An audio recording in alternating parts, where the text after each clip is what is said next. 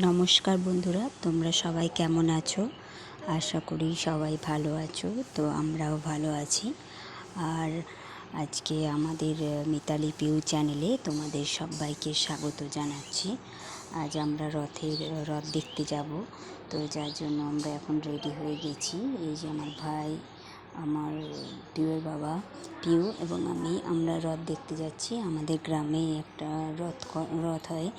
তো সেই রথটাই এই যে তোমাদের সাথে শেয়ার করব।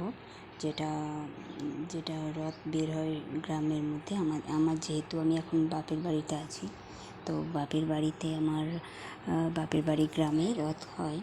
তো এই যে রথটাকে দড়ি ধরে সবাই মিলে টেনে নিয়ে যাচ্ছে। দেখো, তো খুব একটা বেশি বড় হয় না, ছোট করেই হয়। আর ছোট করেই একটা মেলা বসে। তো সেখানে তাও ছোট হলেও মানে রথ তো হয়, তো সেই জন্য মজাও হয় খুব। আর এখানে দেখো, আমাদের গ্রামের সবাই রথ টানতে এখন ব্যস্ত, তো আমরাও যাচ্ছি সাথে। আর তোমরা পুরো ভিডিওটা দেখতে থাকো, অবশ্যই ভালো লাগবে। বন্ধুরা, তোমাদের কেমন কাটছে রথযাত্রা এবং কে কোথায় রথ দেখতে যাচ্ছ এবং কে রথের মেলায় যাচ্ছ, সেটা অবশ্যই কমেন্ট করে জানাবে। এবং কাদের গ্রামে বা কাদের বাড়ির কাছাকাছি রথ হয় সেটা অবশ্যই জানাবে। তো দেখো, পিউ কেমন রথের দড়ি ধরে টানছে। আর এই যে আমাদের গ্রামটা পুরো ঘোরানো হয় রথটা। তো পুরো গ্রামটা এখন ঘোরানো হচ্ছে।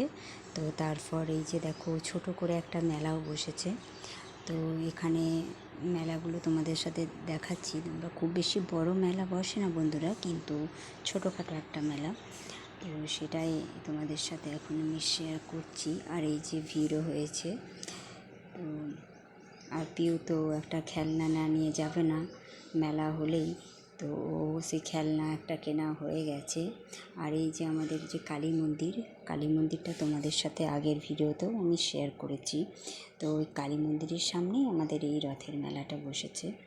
তো এখানে দেখো, পিউয়ের বাবা, পিউয়ের মামা ওরাও ঘোরাঘুরি করছে। আর পিউ তো খেলনা নিয়ে, বললামই তোমাদেরকে, রেডি হয়ে গেছে খেলনা নিয়ে। এরপর শুধু বায়না করছে বাড়ি নিয়ে চলো। তো তাই জন্য ওকে বাড়ি নিয়ে যাওয়ার জন্য এই জন্য যে খেলনা যে কিনেছে, সেই খেলনাটা নিয়ে ও খেলবে, বাড়িতে যেয়ে কতক্ষণে ও খেলতে পারে। তো দেখো, তোমাদেরকে দেখাচ্ছে যে কী খেলনা কিনেছে, সেটা ও তোমাদেরকে দেখাচ্ছে। তো এরপর আমরা বাড়ি যাব। তো এই যে বাড়ি অলরেডি এসে গেছি। আর পিউ এই যে খেলনাটা নিয়ে খেলতে বসে গেছে। তো ওর এই খেলনাটা খুব পছন্দ হয়েছে। তো ও এখন এই খেলনাটা দিয়ে ঘর তৈরি করছে। তো সেটা ঘর বানাচ্ছে। তো কিভাবে বানাবে বুঝতে পারছিল না প্রথমে। তো আমাকে প্রথমে জানতে চাইছিল কীভাবে মা বানানো হয়। তো তারপর যে ওই যে খেলার যে বাক্সটার মধ্যে একটা ছবি ছিল, ড্রয়িং ছিল, সেটা দেখে দেখে আমি ওকে দেখিয়ে দিচ্ছিলাম যে কীভাবে বানাতে হয়। তো তারপরে নিজেই চেষ্টা করছিল। আজকের ব্লগটা এখানেই শেষ করছি। টাটা।